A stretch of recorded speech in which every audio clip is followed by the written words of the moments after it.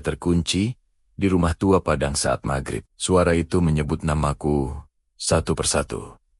Selamat datang di koridor sunyi, tempat di mana cerita yang tidak pernah selesai akan menemukan pendengarnya. Kisah ini datang dari Padang, Sumatera Barat, kota yang dikenal ramah di siang hari, namun menyimpan rahasia kelam ketika matahari tenggelam dan azan maghrib menggema di antara bukit dan laut. Kejadian ini terjadi beberapa tahun lalu saat aku pulang kampung untuk menghadiri pemakaman seorang kerabat jauh yang jarang dibicarakan keluarga. Namanya Uni Ramlah, seorang perempuan tua yang hidup menyendiri di rumah gadang peninggalan kolonial di pinggir kota Padang. Sejak kecil, aku sudah mendengar bisikan tentang rumah itu. Namun, setiap kali aku bertanya, orang dewasa selalu memotong pembicaraan dan menyuruhku diam. Seolah nama Uni Ramlah dan rumahnya adalah sesuatu yang tidak boleh disebut terlalu keras. Hari aku tiba di Padang, hujan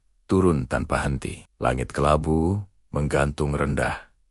Jalanan licin dan sepi. Aku sampai menjelang maghrib. Rumah gadang itu berdiri sendirian di ujung jalan kecil. Kayunya hitam dan lapuk. Ukurannya jauh lebih besar dari yang kuingat. Jendelanya tinggi dengan kisi kayu yang tampak seperti mata kosong. Saat aku membuka pintu, aroma kayu tua bercampur kemenyan langsung menyergap. Rasanya seperti memasuki tempat yang sudah lama ditinggalkan manusia. Beberapa kerabat datang sebentar, lalu pulang lebih cepat. Mereka tidak mau bermalam. Alasannya hujan. Namun dari raut wajah mereka, aku tahu ada alasan lain. Aku diminta menginap karena rumahku jauh dan jalanan rawan longsor. Aku setuju, meski hatiku gelisah. Azan maghrib berkumandang dan seolah bersamaan dengan itu, udara di dalam rumah berubah dingin. Listrik padam beberapa menit setelah maghrib. Lilin dinyalakan. Bayangannya menari di dinding. Tiang-tiang kayu besar tampak bergerak pelan. Rumah itu terasa hidup. Setelah isya, aku mulai mendengar suara halus, seperti kuku digesek di kayu dari arah lorong belakang. Aku mencoba menenangkan diri dengan duduk dan memainkan ponsel meski sinyal buruk. Sekitar pukul 10 malam, terdengar suara perempuan memanggil namaku. Sangat pelan, namun jelas. Suara itu terdengar seperti berasal dari ruang kosong di belakang rumah. Aku mengira itu hanya pikiranku. Namun, suara itu kembali.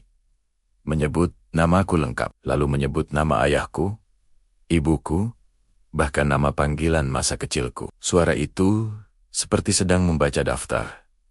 Setiap nama diucapkan perlahan. Aku merasa tubuhku semakin berat. Lilin di depanku berkedip semakin kecil. Aku berdiri dan berjalan menuju dapur. Setiap langkah terasa ditarik dari belakang. Lantai kayu berderit panjang seperti mengeluh. Pintu belakang yang seharusnya terkunci terlihat terbuka sedikit. Angin dingin masuk membawa bau tanah basah dan amis. Di luar, gelap total. Namun di balik hujan, aku melihat siluet seorang perempuan berdiri membelakangiku.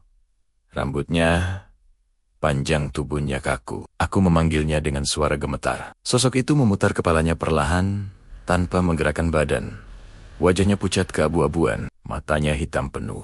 Mulutnya tersenyum lebar hingga terasa tidak wajar. Saat itu, kakiku lemas. Aku jatuh ke lantai. Lilin padam seketika. Rumah tenggelam dalam gelap. Aku mendengar langkah kaki ramai, seperti puluhan orang berjalan mengelilingiku. Mereka berbisik dalam bahasa Minang lama.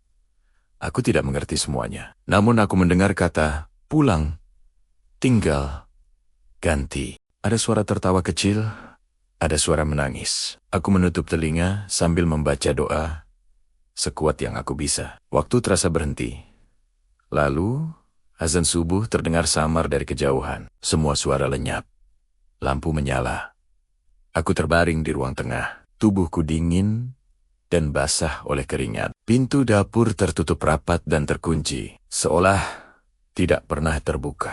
Pagi hari, seorang tetangga datang membawa sarapan. Ia menatapku lama, lalu berkata, Uni Ramlah dulu.